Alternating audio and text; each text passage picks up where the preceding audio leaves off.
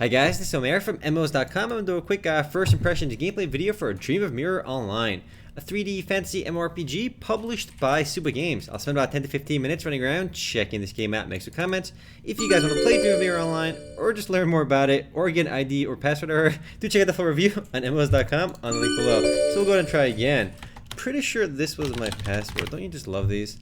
Let's go ahead and log in right now, and we are good to go. Going to create our character.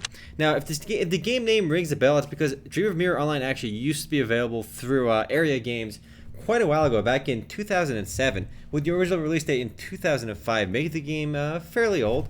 It was developed in Taiwan, so and the game is inspired by much of Chinese mythology. So we had to create our race. We got humans, the most noble of all the races. So what makes humans more noble than sylphs? They look pretty noble if you ask me. What about these guys? All right, guys, the guy's jacked. What does the female one look like? Oh, that's kind of cute. We got the side boob going on. So just these guys are huge compared to the females. And we have, all right, we're playing the sprites, boys. The female sprite. Nope, we'll play the, we'll play the female sprite. There was one celestial being. Blah blah blah. You don't pick your character class over here, I believe. Click next. And you can customize your appearance too.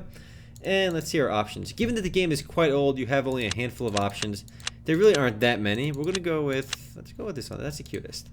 Face options, again, and not too many. It is an older game, so there's not really a big surprise. Size, oh man, like you would think size is like the whole package. Maybe the boob slider, but no, this is literally your head size, and that's it. But it does say head over there, so we're good. And you get, ooh, can we max this one out? Oh, not much going on with the boob slider on her. Not really that surprising though. Oh man, do we have a hand slider? Oh yeah, you can make yourself look so ridiculous. Man, that looks so freaky. We'll leave it in the middle. And click next and jump to the game. Let's see if my name is available. My zodiac is, I'm going to go with, out of all these animals, I'll take a dragon. Like, why would I not pick dragon? Dragon's awesome. Alright, I am 1006. And we got to make another password. Okay. No, we got to maybe confirm our last password. So we're going to type that in again. I hate games that give you secondary passwords. It's really annoying. And here we go. This was actually one of the first free-to-play MMORPGs I've played because, I mean, back in 2007, it's a very old game. Let's click start on her. And the game shut down back in, I think, 2012, and Suba Games, wow, she's got huge boobs in the loading screen. Back in 2012 in Aeria Games, and it was relaunched through Suba Games in March of 2015. And it was partially funded by Kickstarter, I believe. So, interesting that Suba Games, they always take a lot of shutdown games and relaunch them. They've done it with Lucid Heart, they've done it with Ace Online. Guys, the sea is so beautiful. And such a soothing breeze. But what am I doing here? So I'm playing the Lolly character. We get the Chasm King. Child, I summon you to the Mirror Summoning Scroll. And I'm sure the game's title, Dream of Mirror Online, the game is set in the Mirror universe, but I'm sure there's some significance behind that in Chinese mythology. The Guardian of Mirror Kings. I don't really understand. Why did you summon me to this world? Well, the Mirror world is where we're going to. It's a mirror image of our world. However, something happened to destroy the equilibrium. We must restore balance to the world. Pretty generic plotline you'd expect in pretty much any JRPG. There's a horse, a pony, and a white horse in the background. But it looks beautiful here, like the home of the gods. Surprisingly, the translations are not bad for an older Chinese game too. A lot of Korean games have much worse translations. Click over here. Remote. I'm surprised my name was available too. However, when the Mirror Kings, blah blah blah. Let's try to skip past some of this. I want to get to some of the core gameplay because if I remember correctly, this game had a pretty in-depth class system. One of the key features of the game, and helps it differentiate from other MMORPGs. Because you don't pick a class right away. I think upon reaching level 10, you get access to skills, and you choose your class. And the way it works is you don't just get one class. It's kind of like Final Fantasy XIV, where you have access to many different classes at once, and you can switch between them at will. So here we are right at the beginning, and let's go check out our journal. One thing right away is the game's interface seems very, very old, and that's not that surprising. Use teleportation. Can we walk here automatically? Find the job agent, boys. And it is over here. I think they marked on my map over there. Can we click on it? Yeah, we can click on it to walk there automatically. The game's interface is definitely quite dated. Is Jerome? We got to talk to Jerome. Find the job agent. Is that you? Nope, that might be another player. Nope. There we go. What's the matter? Why are you crying? There's a quest over here. We're in the beginner area right now, by the way. We'll get to the main maybe finish the tutorial at the end of this video, hopefully. You know what? Why wouldn't I help him? Who's going to click no way to that? Alright, he can't rest. Now I got to go to the village. We'll accept on this quest. Why not recruit a team? There's a recruit team button in your chat box. I guess teams would be parties. So let's go. These are all our quests right now. Team title. Listen to team guide. We don't want to go that way. We have to go over here now. Let's go explore this way. Graphically speaking, despite, you know, originally released back in 2005, it doesn't look that bad. It just, your character movement looks really silly. So look at her feet while she moves. But the graphics are really actually nice. These really gorgeous these really gorgeous cell shaded graphics. So we're gonna go over here. We got little spotted kitties. Yeah, interface looks clunky though to me. And you can pick your zodiac too, so I suspect that plays a pretty big role in the game. Healing stone, I am a-okay. Remove weakness, I have no weakness. Reset master, I guess for skills maybe. Talk to you. Come on, try again. When you raise the level and have attribute points, so I can attribute points. So we have to talk to, this thing is marked on my map, this red, and we gotta talk to right here, Spritz. Good to go. I saw someone outside. You gotta help him out. Where do we go next? Hopefully I can finish this pretty quick. I'm not gonna get to level 10 right away, but the game has about 15 playable classes, and each of which, of course, can be leveled independently. So when you pick one class, you're not bound to them. So it's a bit like Eden Eternal in that regards too. However, in Eden Eternal, you gotta switch at will. So you have to go back to town to do it. How do you put on equipment? Like, why is there even a tutorial for that? Like, I'm pretty sure everyone knows how to equip stuff. Let's find out. I don't have any more questions. I'm good to go. Where do we go fight the poo-poo monsters? Yo, screw those poo-poos. We're gonna kill them. All right, we're gonna go fight some poo-poos, boys. We're going that way. Close it out. So even though there's no auto running, you can just click on the map where you want to go. And camera. How do you turn the camera? There must be a way to change the camera angle. Let's go right there for now, because it's not. There we go. Right click works. I'm not sure why it wasn't working earlier. We have our inventory. Control D over there. Beginner's dagger. Double click equips it. What do you know? Like, who needs to talk to the NPC to equip something? You double click on it. Look how big this dagger is relative to like my character. It's pretty huge. I want to use a big weapon too then. There's one angry poo-poo over there. It looks super cute too. Look how adorable this pig looks, and I'm killing it. I feel awful. Look at this guy. I got his bones. I want to make a weapon out of their bone to smash them with it. Do I have a quest for this? I'm just grinding these right now. Instructions: the bone of a poo-poo, not tradable. So if it's not tradable, it's most certainly for a quest. I like that the icon is a boxing glove too. Again, I think this is one of the older free-to-play MMORPGs available in America. I think the first free-to-play game that launched in the West is, I think, might be Maple Story, because I remember that it was a big one too, and it still continues to be pretty big. Keep killing these guys. All right, we're level 2. Good to go.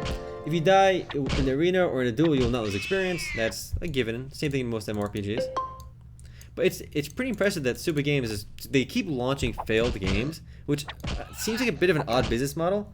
I mean, Lucent Heart, it shut down a while ago, and it's still not really doing that well. However, this game actually has a decent support. I mean, when they went to relaunch this game right away, they had a lot of support from the hardcore fans from a long time ago, and they raised over $10,000, I believe, on Kickstarter. So that's impressive. And the game is coming on Steam Greenlight too. Though, if you haven't played the game before, it's a little bit hard to get into, only because look how the interface is very dated. Right away, there's like even the quest menu. It's not intuitive. If you look through it, you'll find what you need, but it's not as crisp and as easy as it could be. So find a job agent. We still have to do this. Get a copy of the Mirror World job guide from the job agent. All right, bro, where are you? Spend $4.99 to move there. Don't really want to do that, but let's see what happens. Do I have any money? Oh, I gotta set my bank pin. Guys, if you ever steal my debit card, my pin number is probably gonna be 1337. Here, no, you can't. I gotta make it 13. Gotta put some extra 7s. 4 7s. Alright. It's gotta be 6-digit number, so. There we go. 4 7s does work. Oh, I'm not gonna have any money to do it anyway, so I'm not sure why I tried teleporting. Let's kill a few more of these poo-poos real quick. So where are we going next? They're all marked anyway. I have to go talk to this guy over here.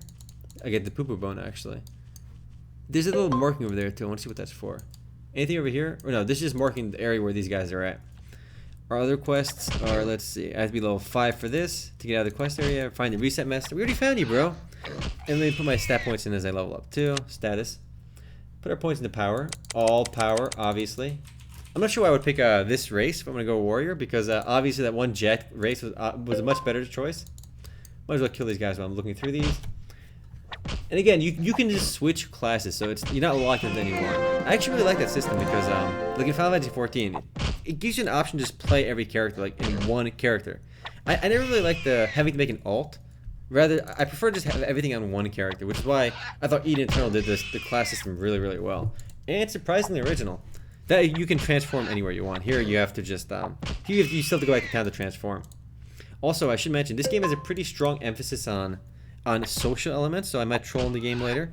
There's some dating functions built into the game, as well as in-game marriages. The game actually encourages a lot of socializing with other players as a pretty key component to the game. So definitely some trolling potential for me. I might be able to find when I make a male character, a lucky little lady to put my toe into their ears. Kill more cute little pigs. Now that I'm getting more power points. There's a lot of stats too. You have power and physique. Those seem like they should be the same thing, but physique is basically constitution. They call it physique though.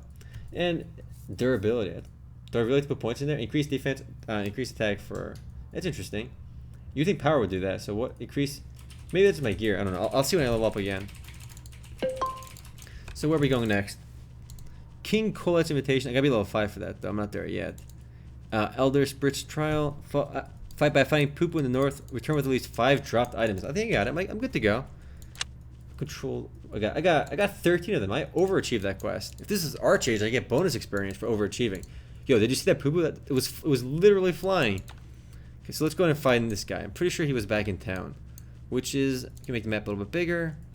M is not the map hotkey for some reason. M should always be the map hotkey, literally in every game. But this should make a bigger world map. Eversun City, that's the main area. So I think, yeah, it's down over here. Let's go back over there.